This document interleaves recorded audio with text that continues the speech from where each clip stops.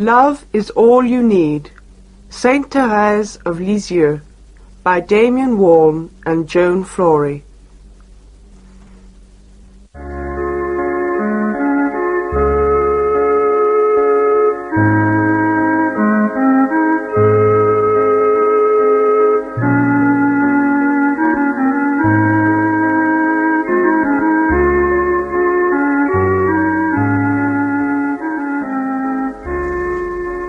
It's finished.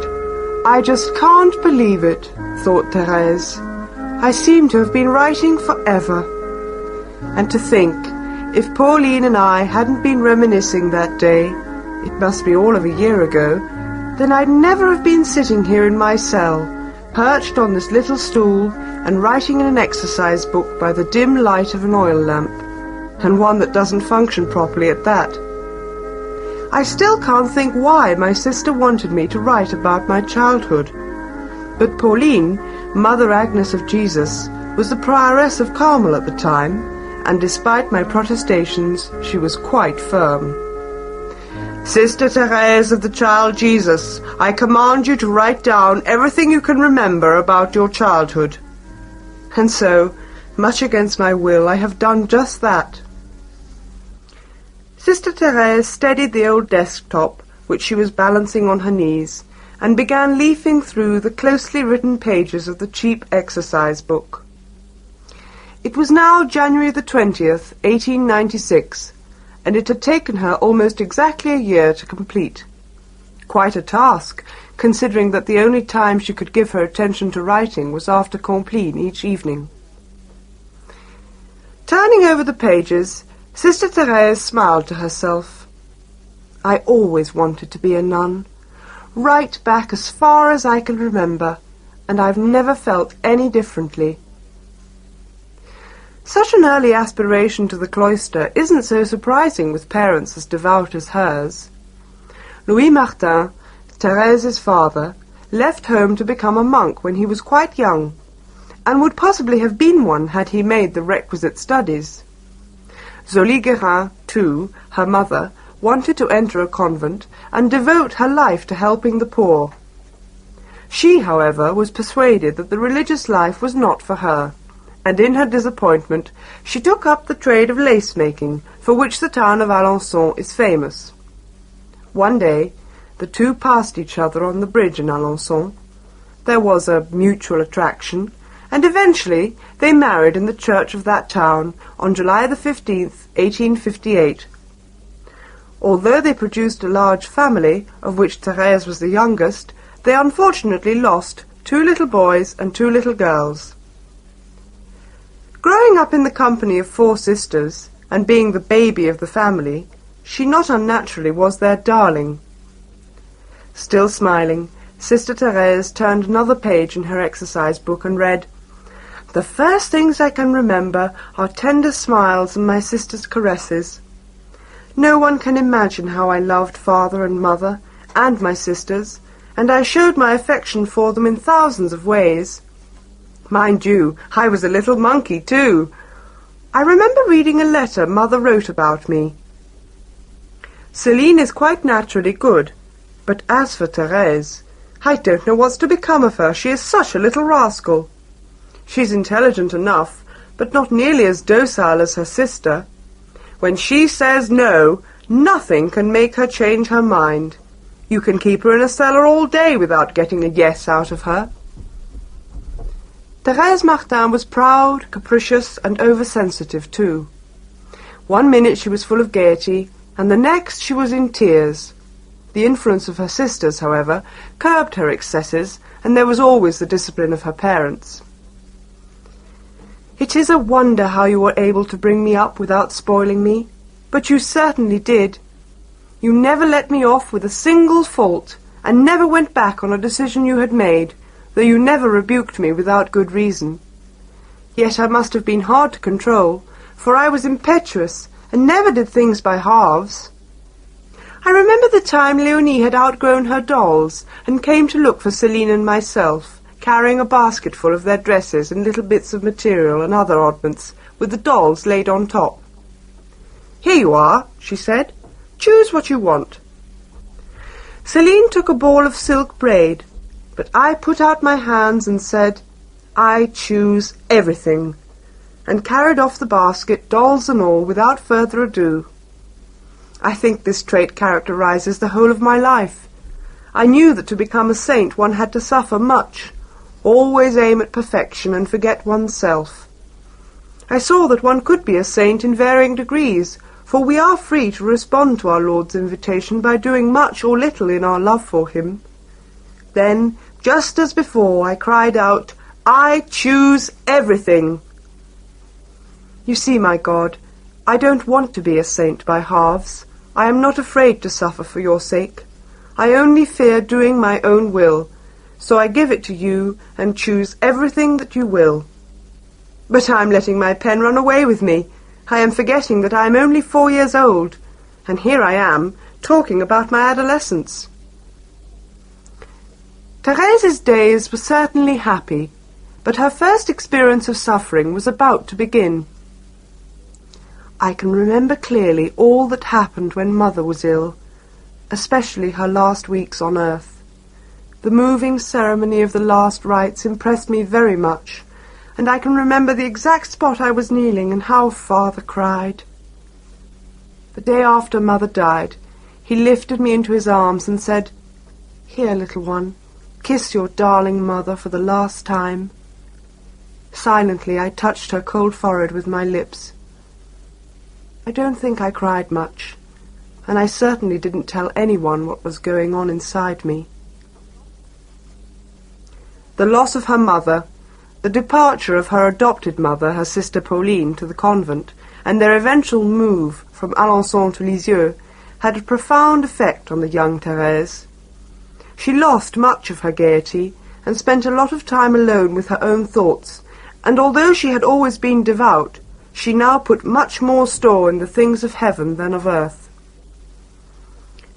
My thoughts used to become very deep then, Sister Therese had written, and though I had no idea what meditation was, I soon lost myself in prayer.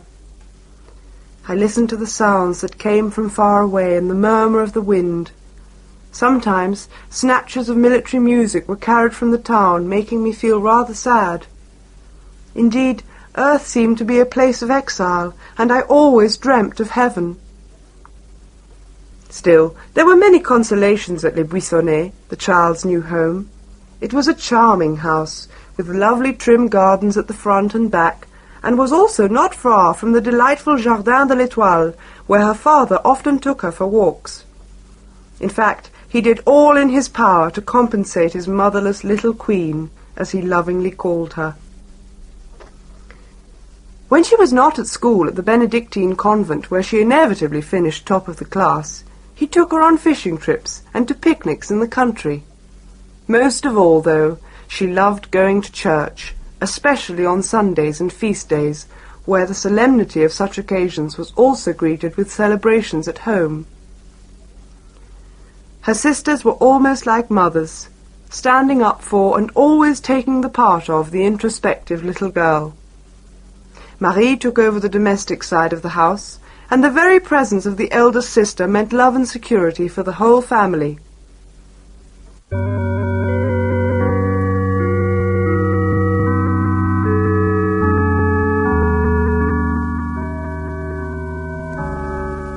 You can imagine the effect on me, Therese had written, when Marie made known her intention of following Pauline to Carmel.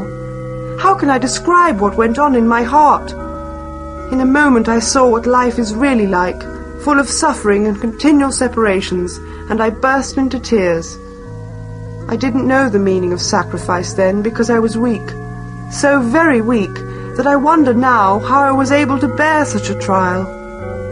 Eventually, it was so unbearable that I became really ill. I don't know how to describe that strange illness. I said things I did not think, and did things as if I were forced to do them in spite of myself. I seemed delirious nearly all of the time, but I am sure I never lost my reason for a moment. Sometimes I was in a coma for hours on end, unable to move at all, though all through it I was able to hear distinctly what anyone near me was saying, even in a whisper.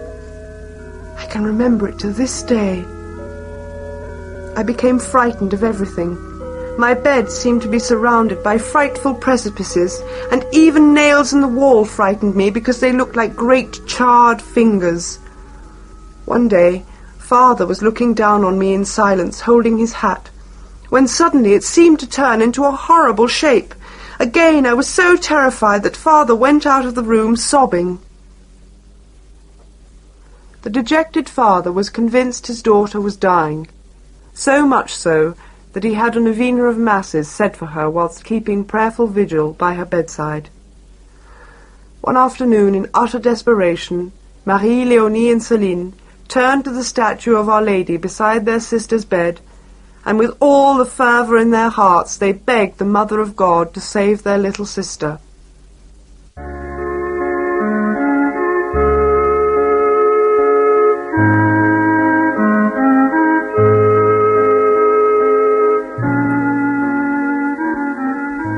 Thérèse had written, "I too turned to my Heavenly Mother, asking her to take pity on me." Suddenly the statue came to life, and Mary appeared, utterly lovely, with a beauty that I could not possibly describe. There was a wonderful sweetness and goodness about her face, but what went straight to my heart was her smile. Then all at once my pain was gone. I heard Marie call out, "She's cured!" And so I was. Soon after my cure, I realized what a great grace I had been given, and at the same time I was given the grace to realize that the only glory that matters is the glory that lasts forever, and that one doesn't have to perform shining deeds to win it, but only to hide one's acts of virtue from others. I was sure I was born to be great, and I began to wonder how I should set about winning my glory. Then I knew that my glory lay in becoming a saint. Recovered and well, Therese now had a new purpose in life, but this determination to be holy was met by an attack of scruples. What martyrdom! It lasted about 2 years, and no one could possibly understand what I had to go through unless they had gone through it themselves. Every single thought, and even my most commonplace actions, became a source of worry and anxiety. The girl made herself ill unnecessarily, and the headaches from which she had suffered returned. What made matters worse as she entered her 13th year was that Marie, who had been talking about entering Carmel, now did so. The absence of her eldest sister caused her great distress, but little by little Thérèse began to regain her strong will, and with it came the equal determination to become a saint. Her one consolation was to turn to Jesus, who would never, ever leave her. Her increased attention to prayer had the immediate effect of ridding her of her scruples, although it had not cured her of her childlike propensity to tears and her extreme sensitivity. It took a rebuke from her father to do that. When I got home from midnight mass on Christmas Day, I knew that I should find my shoes standing in the fireplace filled with presents, as I had always done since I was little. Father used to love to see how happy I was, and hear my cries of delight as I took each little surprise packet from my magic shoes, and his pleasure made me happier still. But this year Father was cross, and from upstairs I overheard him saying, "Thérèse ought to have outgrown all this sort of thing, and I hope this will be the last time." This cut me to the quick, and Céline, knowing how sensitive I was, whispered to me, "Don't go down yet. You'll only go and cry if you open your presents in front of Father." But here was a new Thérèse. I was completely changed. I held back my tears, and then, trying to stop my heart beating so fast, I ran downstairs, picked up my shoes, and unwrapped my presents joyfully. Father didn't look cross any more, and he entered into the fun of it. As regards Céline, well, she thought she must have been dreaming, but this was no dream, for I had got back the strength of mind I had lost at 4.5. Thérèse was really happy again, and she desired nothing more but to love God and serve Him alone. One Sunday, when she was at Mass, a little picture she had of the crucifixion slipped out of her prayer book.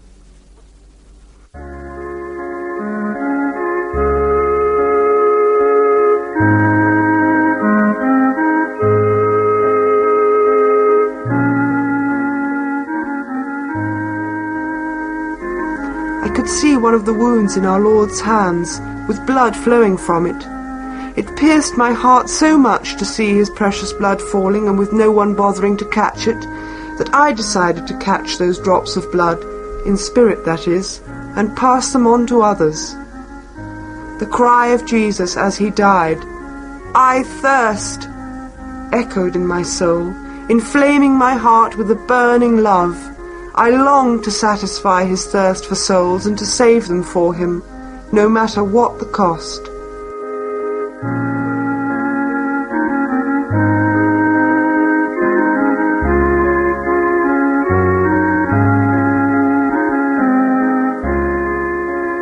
At this time, there was a notorious criminal by the name of Pranzini, who was condemned to death for committing several murders. He remained unrepentant. Therese wanted above anything else to save him, and she prayed unceasingly to this end, hoping too that his conversion would be a sign from God that she was to spend her life saving sinners. Imagine her delight when she read in the paper the next day that on the scaffold Pranzini had seized the crucifix the priest held out to him and kissed it with great feeling. Pranzini was Therese's first convert, and buoyed up with that success, she wanted nothing more out of life now than to save people like him. And this she knew could best be done by giving herself completely to God. Only one place could satisfy her now. I had no guide, no light, save that which burned within my heart, and yet this light did guide my way, most surely than the noonday sun, unto the place where waited one who knew me well, and that place was Carmel. At first, her family couldn't countenance such a decision in one so young, but the girl's sincerity soon won their hearts. The hardest part, however, was yet to come, how to break the news to her father, a widower who had already given 2 daughters to Carmel. Not only that, the man was far from well. Nevertheless, her mind was made up. I approached father, Therese had written. He was sitting in the garden, and I walked slowly up and sat down beside him. "What is it, little queen? Tell me." Through my tears, I told him about Carmel and my longing to enter, and then he too began to weep, but he never said a word against me not going. Father dried his eyes and stood up. Then he picked a little flower, explaining how carefully God had brought it to blossom and preserved it until that day. So striking was the resemblance of that little flower to Therese, that it seemed I was listening to the story of my own life. I also noticed that the roots of the little flower had come out of the ground quite undamaged, just as though they were destined to start life again in some other and more fertile soil. Once the family had accepted the idea, it was necessary to consult the appropriate ecclesiastical authorities. Canon de la Truette, the spiritual director of Carmel, considered a 14-year-old far too young to take such a weighty decision, and refused outright. Mother Prioress backed him up. When the bishop was consulted, he, in saying no, also reminded her that it was her duty to remain with her father. But Therese still had one string to her bow. Monsieur Martin had arranged to take both she and Céline on holiday to Italy, which included a visit to Rome. The young aspirant believed that she only had to speak to the Pope, and that would do the trick. Thérèse went off with high hopes, and indeed the pilgrims from the diocese did have an audience with the Pope.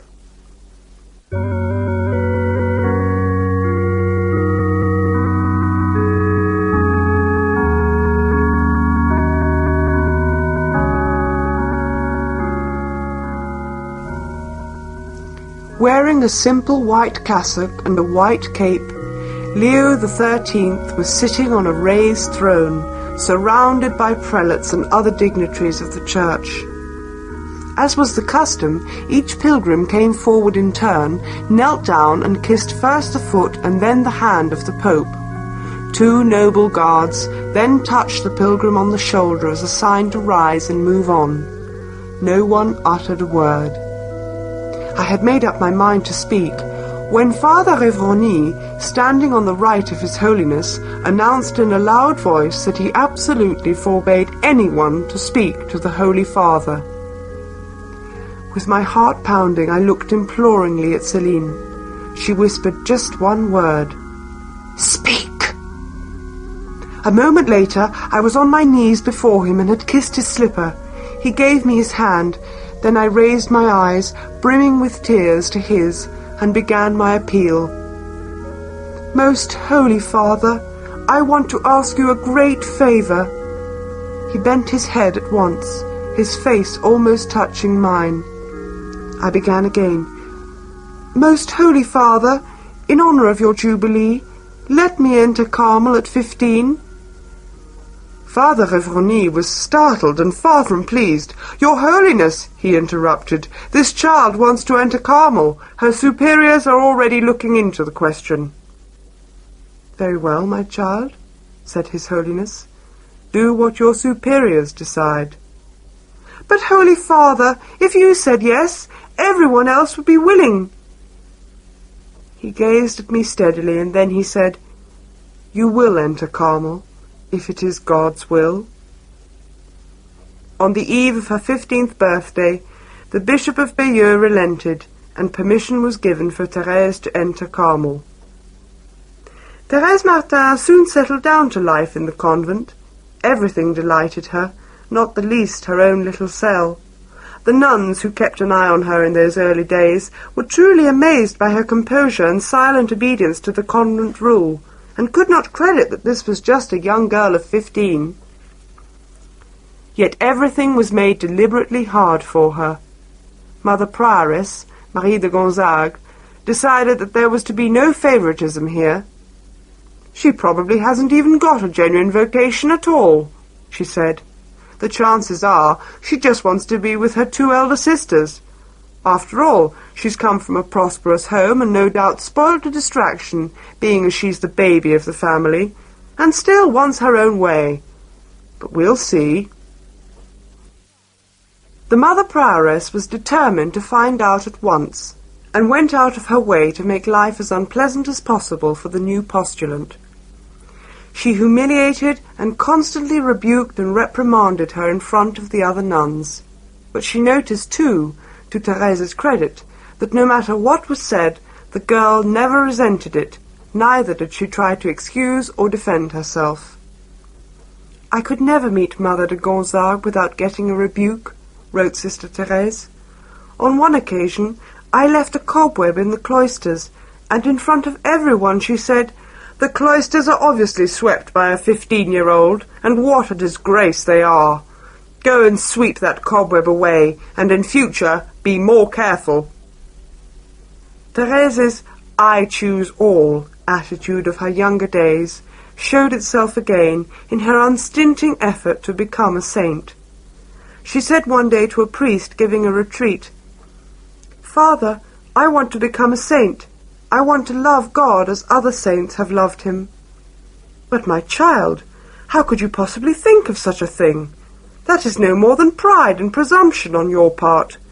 Your duty is to attend to the commands of your faith. You really must moderate such excessive desires." "But, Father, I don't think these wishes of mine are rash. Didn't our Lord say, 'Be perfect as your Father is perfect'?" The following year, January the 10th, 1889, Thérèse was clothed with the habit, but not before experiencing a frightening temptation, that of feeling she was unsuited for the Carmelite life.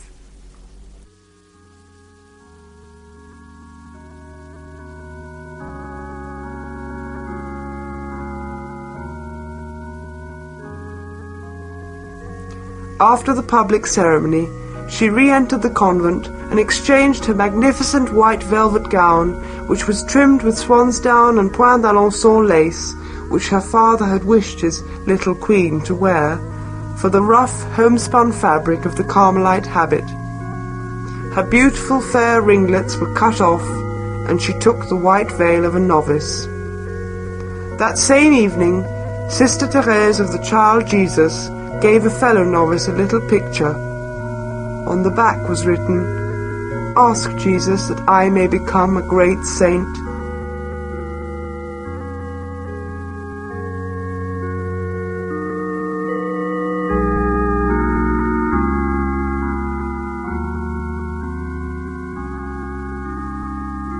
On the 8th of September 1890, Thérèse took her vows, and although her father attended his daughter's profession, he was a very sick man. During the year he had suffered a relapse of a pre-existing illness and deteriorated rapidly. The following year he died. Her father's illness had proved to be a most painful time for the young Thérèse, but despite her anguish, her earnestness grew as she recalled the humiliations of Jesus during his passion, and for this reason she added to Sister Therese of the Child Jesus and of the Holy Face. After Monsieur Martin's death, Céline decided that she too desired to enter Carmel, but on her account too there were many objections, none more so than a nun who protested that 3 Martin girls at Carmel were quite enough without having any more.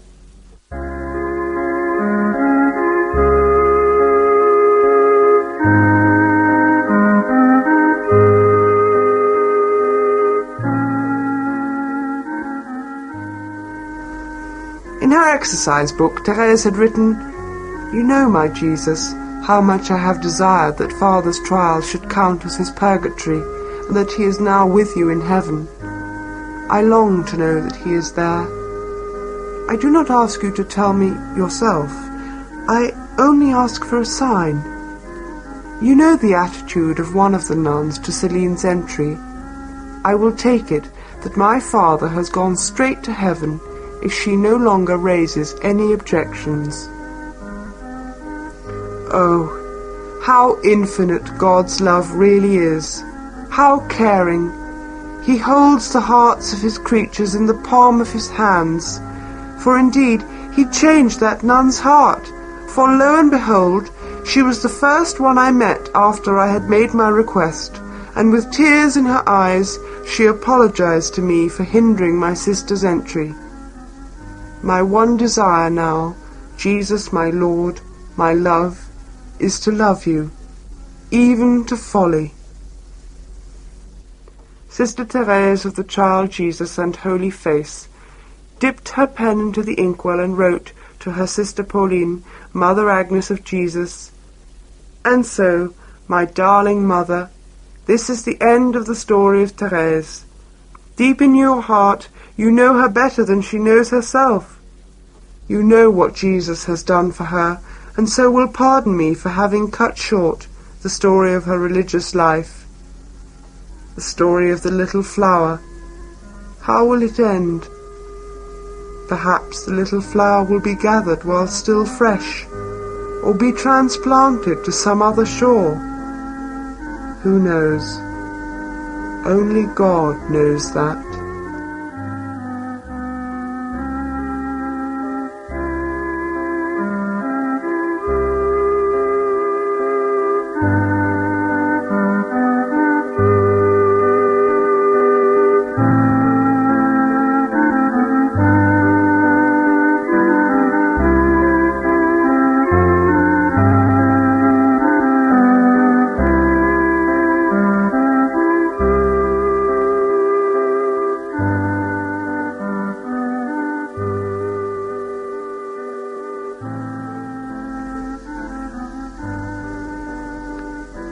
Will you please wind the cassette to the end and then turn it over?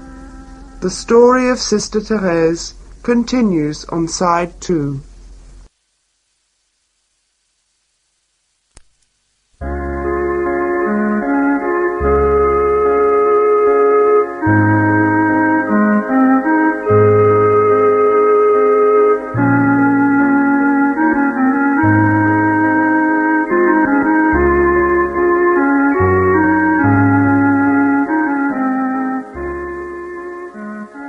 Therese closed the exercise book and removed the old writing desktop from her lap.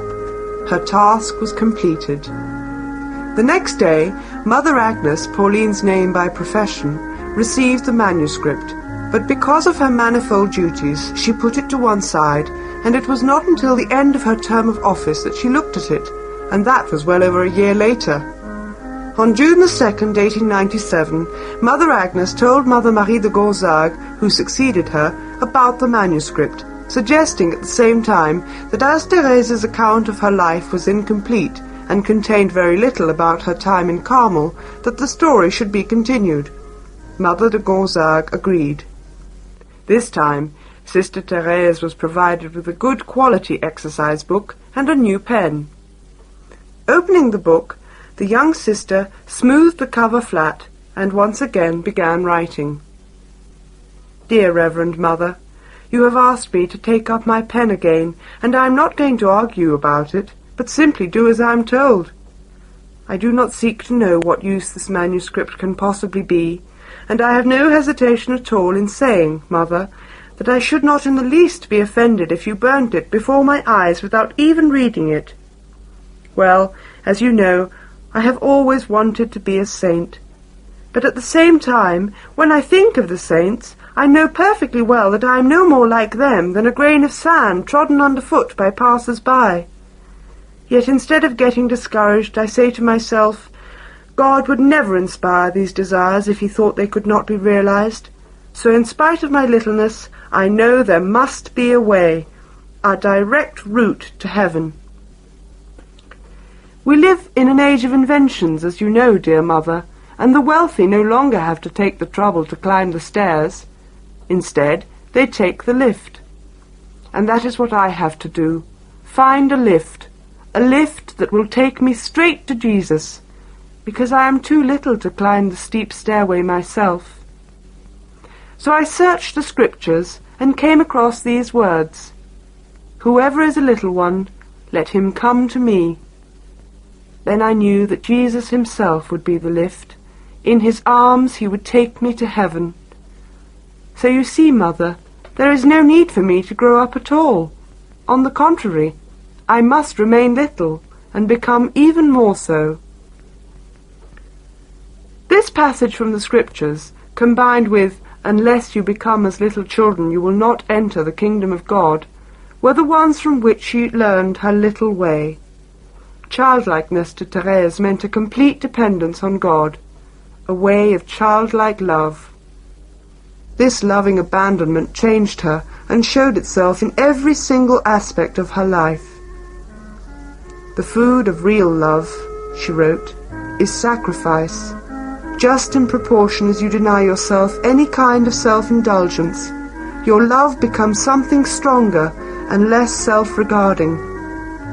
What I did try to do was to thwart my self-will, which always seemed determined to get its own way, to repress the rejoinder which sometimes came to my lips, to do little acts of kindness without attaching any importance to them, to miss no single opportunity of making some small sacrifice, here by a smiling look, there by a kindly word, always doing the tiniest things right, and doing it for love.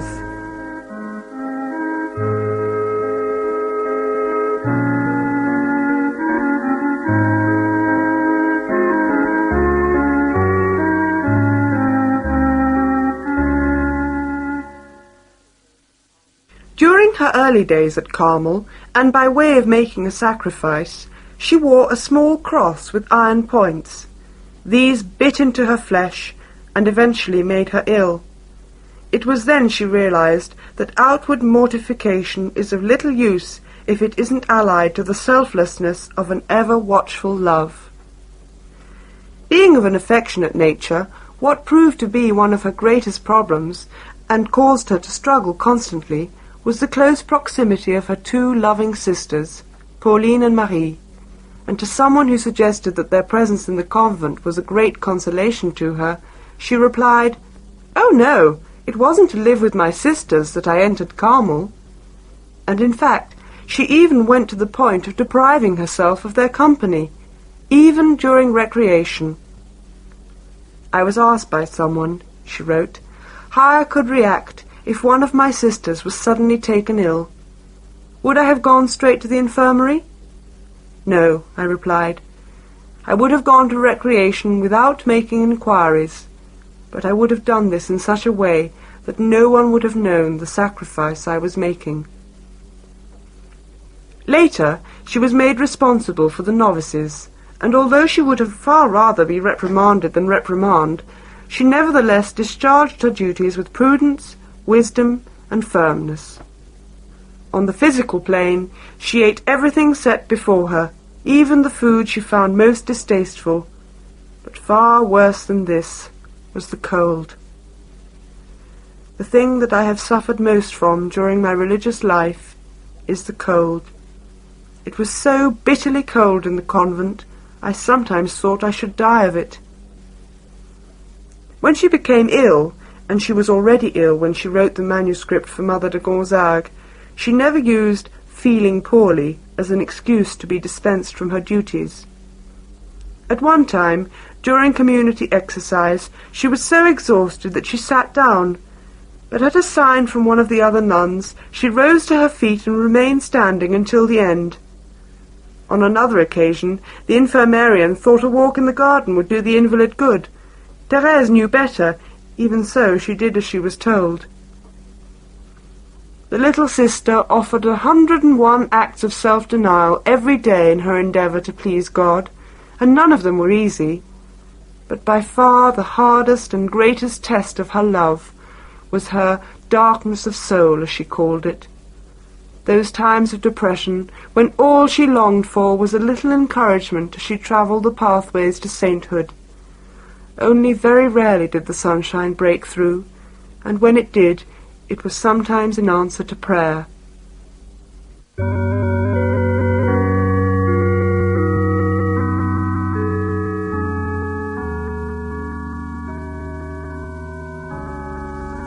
The power of prayer, she wrote, is certainly wonderful. One might liken it to a queen who has always free access to the king and can obtain everything she asks for. It isn't necessary to read beautiful prayers from a book, prayers composed for our particular need before God will hear us. If this were the case, what a poor state I'd be in. Saying the office is a great joy to me, but apart from this, I haven't the courage to search in books for wonderful prayers. Besides, there are so many of them, I wouldn't know which ones to choose, and that would give me a headache. So I simply act like a child who can't read, and I tell God quite simply all I want to say, and He always understands. Prayer for me is simply raising my heart, a simple glance towards heaven, an expression of love or gratitude in the midst of trials or of joys. Whenever I am so dry that I can't think of a single good thought or anything to say, then I always say an Our Father or a Hail Mary, very slowly, and these prayers alone cheer me up and nourish me. But perhaps the greatest favour which dispelled all the clouds of darkness from above Therese was the gift of understanding charity. Therese wrote, "In saying, 'Love one another as I have loved you,' I knew that Jesus would never ask the impossible, so there must be a way to love as He loved. Then it occurred to me that I could indeed love like Jesus, if Jesus did the loving in me, and this I knew He is perfectly willing to do. So whenever I am charitable, Lord, I know that it is You yourself acting through me, and the closer I come to You, the better I shall be able to love. And this applies to the sisters in Carmel. Not that we have any enemies here in Carmel, but we do have to contend with our natural feelings. One sister attracts, while another, one would go out of one's way to avoid meeting her. When I was still a novice, I can remember that at 5 to 6 each evening, someone had to leave meditation to take Sister St. Peter along to the refectory, because she was an invalid. It cost me a lot to offer my services, because I knew how difficult she was to please, almost impossible. But it was a wonderful chance for me. So very humbly I got up to help her. First her stool had to be moved, and it must be carried just so, and not too quickly. I had to go behind her and support her by her girdle. I tried to do this as gently as I could, but if she thought she was going to stumble, then I got the blame. "You're going too fast! My goodness, I will hurt myself!" So I went more slowly, and then it was, "Why don't you keep up with me? Where's your hand? You are letting me go, and I shall fall over. How right I was when I said you were too young to look after me." At last we arrived at the refectory, but that wasn't the end of it. She had to be manoeuvred very skilfully into her seat so as not to knock herself. Then her sleeves rolled back just so. After this I could go. But it wasn't long before I noticed that she couldn't cut her bread very easily, so I used to do that for her too. Doing this without being asked won her heart completely, though I learnt later that it was my smile which touched her most. But dear Mother Gonzague, my good acts are not always accompanied by such a smile. Neither have I found the practice of charity always so easy. For a long time I had to kneel during meditation near a sister who could not stop fidgeting. If not with her rosary, it was with goodness knows what else. Maybe no one else heard it, but I have such a sensitive ear. I wanted to turn round and glare at the culprit to make her stop fidgeting, but deep down in my heart I knew that the best thing to do was to put up with it patiently for the love of God first, but also so as not to hurt her feelings. So I kept quiet, bathed in perspiration often enough, while my prayer was nothing more than the prayer of suffering.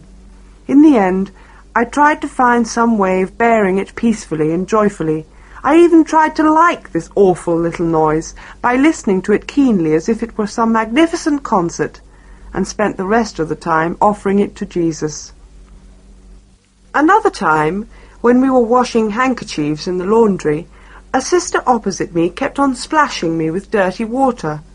I was tempted to step back and wipe my face, just to show her that I would be obliged if she'd be a bit more careful. But I didn't. Why should I refuse such treasures so generously offered? So I tried hard to enjoy being splashed with dirty water, and by the end of half an hour I had acquired a real taste for this novel form of aspersion. So you see, Mother, what a very little soul I am. I can only offer to God very little things, but these sacrifices bring great peace of soul, though I often let these chances slip by. It is to Therese's merit that love clearly does not mean tremendous actions, but can be practiced in the ordinary business of daily living, just as small acts of self-denial can be as meritorious as large ones.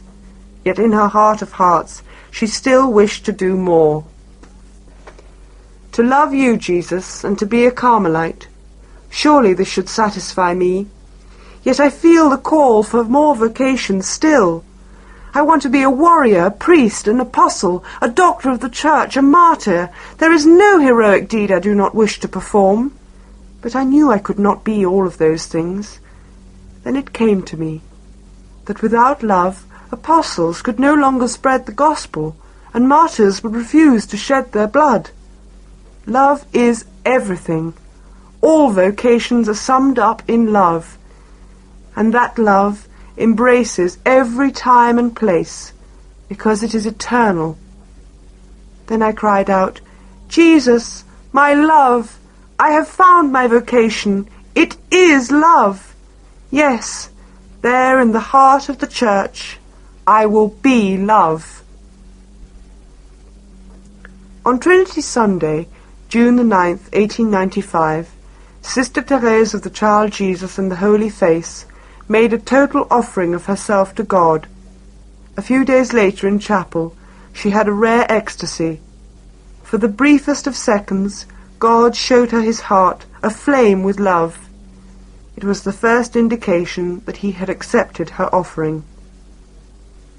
She wrote, "In the early hours of Good Friday, Jesus gave me cause to hope that I should soon be joining him. I had retired to my cell, and hardly had I put my head on my pillow when I felt a burning stream rise to my lips. As I had already put out my lamp, I restrained my curiosity and slept peacefully until morning. The rising bell went at 5 o'clock, and I went over to the window at once, and found my handkerchief soaked in blood. I was filled with hope, convinced that our Lord on Good Friday, the anniversary of his death, had let me hear his first call to heaven. Therese managed to hide her illness from everyone except the Mother Prioress for a time. Even her two beloved sisters, Marie and Pauline, did not know until further hemorrhages and a persistent cough revealed the fact that she was very ill.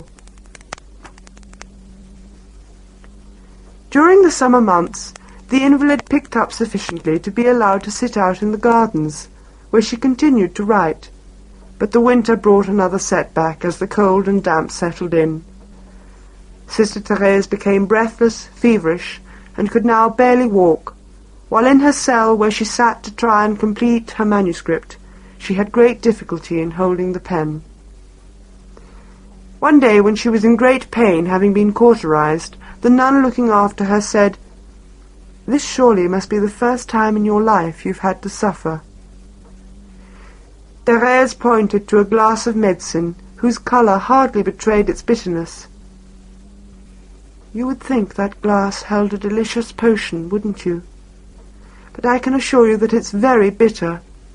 My life has been like that. Everyone thinks it's been a sweet draught, but it's been very bitter. Yet I have learned how to convert bitterness into sweetness and joy." "Are you suffering a lot, then?" "Yes, but it's what I have so much desired." The invalid survived winter, but everyone knew she would not recover. In her conversations with Pauline and Marie, she begged them not to be unhappy should her death be preceded by great suffering, because this is what she had asked of God. In June, Thérèse was moved to the infirmary, but there was still work for her to do. Her primary task was to finish the manuscript on her religious life, and also tie up her earthly affairs. The vocation of a Carmelite nun is to make sacrifices and to pray for priests. Thérèse had always prayed for priests, but she had also been asked to adopt two, both missionaries, for her special prayers. She had kept in correspondence with them, giving advice when asked and assuring them of her intercessions. Now, with her approaching death, she felt it her duty to inform them, saying at the same time that she hoped she would still be able to help them from heaven. "I am perfectly certain that I shall not remain inactive in heaven. My one desire is to keep on working to save souls.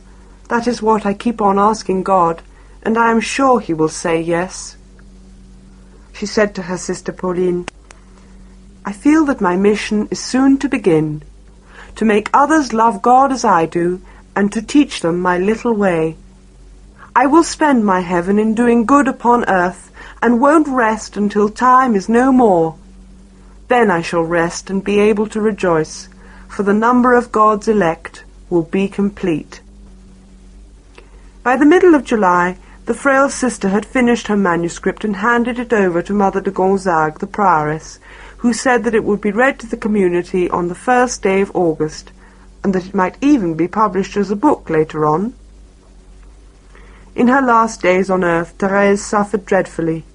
Even so, she remained bright and cheery. Can a victim of love find anything her beloved sends terrible? Every moment he sends what I can bear and no more. To add to her sufferings, she felt that God had deserted her, and a great feeling of despair swept over the dying nun. At her request, the room was sprinkled with holy water, and a blessed candle lit. One night, the infirmarian found her awake, her eyes wide open. "What are you doing?" she asked. "You ought to be trying to sleep." "I can't, sister. I am suffering too much, so I pray instead." "But what do you say to Jesus?" "Nothing. I just love him."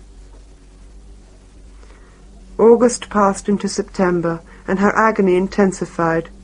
Her body was burning with fever, and she could no longer bear to be touched. Even the smallest sound was like a thunderclap. "The chalice is full to overflowing. I would never have believed that I could bear so much suffering. I can only explain it by my great desire to save souls. Thy will be done, O Lord, thy will be done. All that I have written about suffering is true, but I do not regret in the least surrendering myself to love." On September the 30th, at about 5 o'clock in the evening, Mother Agnes noticed a change in her sister's face. She told Mother Prioress, who in turn assembled the community. For another 2 hours Thérèse suffered on. "Am I not in my death agony? Am I not going to die?" she asked. "You are, but maybe it's God's will to delay it for another few hours." "So let it be. I would not want to suffer any less." Almost immediately, Sister Thérèse fell back, her head leaning to the right. Then suddenly she lifted herself and opened her eyes really wide. Her face was no longer the tortured face of the dying. It had become radiant. It was almost transfigured as she gazed beyond the statue of Our Lady that was once in her home. For several moments she remained like this. Then her head fell back onto the pillow, and her eyes closed.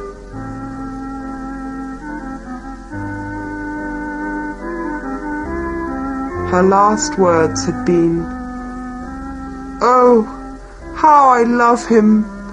My God, I love you!"